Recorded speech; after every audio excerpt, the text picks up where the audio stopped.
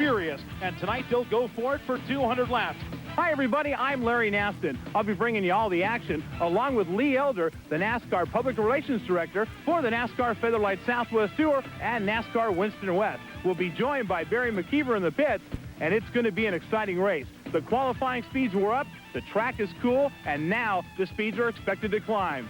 So stay tuned to Speed Vision as we bring you the CarQuest 200 from Mason. Number 9 car, Bill Sedgwick from Granada Hills, California. In row number 2, Gary Smith. He's been hot of late, the 45 out of Malahat, British Columbia, Canada. And on the inside of him, number 07, the rookie Sean Woodside out of Saugus, California.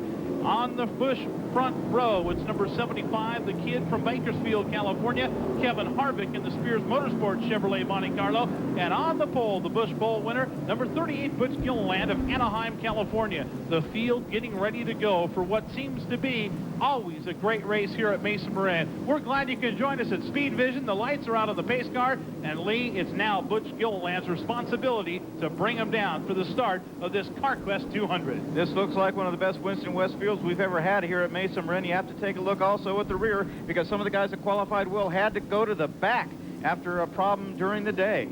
So Butch Gilliland now controls things and gets on the Strop Motorsports Ford Thunderbird heavy and jumps out to a big lead.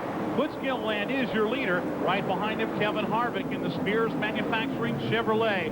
Gilliland jumps out to a pretty sizable lead coming out of turn number 2. That talk about the voice of experience. He knew when to go, got the green obviously from his spotter, and took off. And Kevin Harvick now being chased by Sean Woodside in the Cinema Vehicle Services Pontiac Grand Prix. That's the car that won the championship, and already a car going sideways up in turn number 3 and spun around.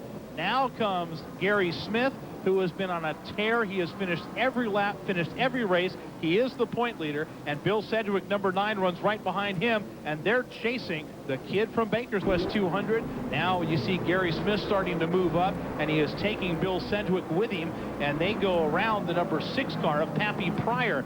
Pappy Pryor, of course, a longtime Winston West competitor, and Gary Smith, a brand new competitor to the races. In fact, he's a rookie, and on top of the point standings right now. He is very, very good in that race car. And of course, that's the same car that Ron Hornaday drove at Sears Point, and he has also driven it in several other Winston West races. So Bill Strasser, the crew chief and owner, has put a lot of different people in that car, Lee. It's time to really start thinking about a game plan to go to the front and stay there. Larry Gunselman and the Olson Technology Race Stuff Ford out in front of the hot young rookie from Canada, number 45, Gary Smith. And I'm wondering also if we don't have a situation where some of the cars feel they are done with the pits unless there's another extended yellow, and maybe they can go the distance.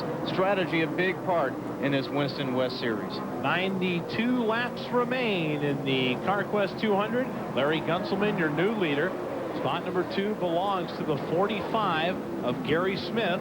And they continue to be separated by no more than 2 car lengths going down the back straightaway. Now, Gunselman has led here before and led deep. He's also won here before, so he's no stranger. Going to have to work. And Gary Smith again takes a look underneath the 37 of Larry Gunselman. Gary Smith is an interesting guy. He lists his hometown as Malahat, British Columbia. He said that the town he lives in is actually so small they use the name Malahat because that's a little bigger town down the road. He says everybody knows Malahat. And right now everybody knows Gary Smith as he takes his number 45 Tootsie Toy Monte Carlo right to the inside of Gunselman. Gunselman got very loose coming out of 2, and Gary Smith had a good line. Gunselman again pushes up to the racetrack, and here comes Kevin Harvick. 3 wide down the front stretch. Kevin Harvick, we thought earlier, might have been the quickest car on the racetrack. I think that's the case again. He's going to try and go pretty deep. Wow. Very, very precarious situation that Kevin Harvick has put himself in. He is all over Larry Gunselman, but meanwhile, your lead car is number 45, Gary Smith. Gary Smith continuing to be on a roll in the NASCAR Winston West Series. He's finished every lap of competition, thus the point leader, and he's finished very high at most races. In fact, has won a couple of them this year. I think that Gunselman is getting a little loose. It just seems to be the way that his car is reacting. See how Harvick's able to get under him. I also want to note that Gary Smith has won 2 pole positions this year, but not in the NASCAR Winston West Series. He's won 2 in the NASCAR Featherlight Southwest Tour Series. So Gary Smith, again, running a great race. We're 116 laps into a 200 lapper. Gary Smith out in front of Larry Gunselman. Kevin Culver is in third. Butch Gilliland in fourth. And the 07 of Sean Woodside, because if he doesn't, he's going to have to run the car very hard, and we're still a long ways away from the finish. Tires are a concern. Gary Smith continues to lead the CarQuest 200, and relatively unchallenged. Smith was not in the front. He was in the top 5 most of the evening, and then made his charge to the front with Larry Gunselman. He dispatched Gunselman, went to the lead, and now Gunselman sits in spot number 2 with Butch Gilliland in the 3rd spot. Sean Woodside in spot number 4, and in spot number 5, it's Bill. By the way, if the name Gary Smith, or I should say Smith, is familiar, it ought to be.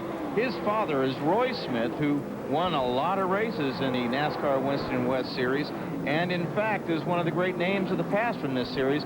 And there's no question that racing runs in the family with that bunch. Move on Gary Smith, so Woodside making his way up as he dives underneath Gary Smith, and Woodside again showing a very strong car. And this time, Lee, he dispatched, or at least got in the position to dispatch Gary Smith rather easily. I think Smith was credited with leading that lap, but I don't think that's going to be the case next time by. Sean Woodside was third and fourth race.